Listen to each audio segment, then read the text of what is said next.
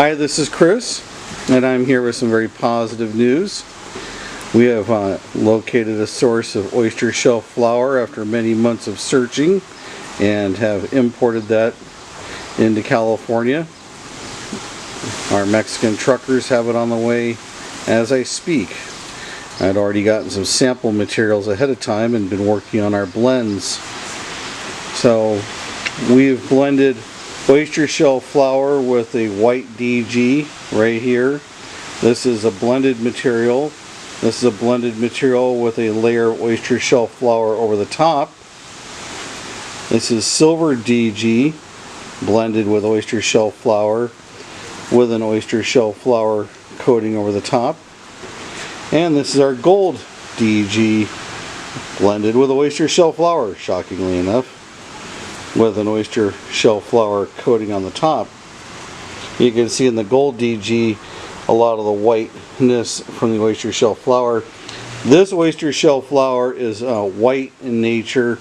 Before it was a silver colored material.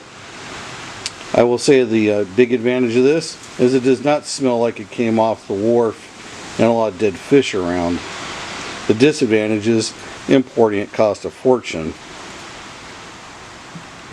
So there's that price increase. What does oyster shell flour on the surface do? Well, it's like Teflon for bocce ball courts. One, it makes it super smooth. Thus, it makes it super fast. And it makes a very clean appearance. And despite numerous efforts to find many alternatives since August 2020, I've not found any other than oyster shell flour to make a really nice bocce ball court. Blending the oyster shell flour into the DG makes it easier to maintain. It's easier to rake up. Also, we've added a stabilizer option for those people who would like a much harder surface. We have our DG binder and stabilizer that we will also ship out.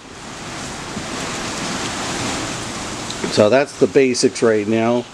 These are my little mini mock-ups. I look forward to having a full-size court over at the new Acton yard for people to visit and play on.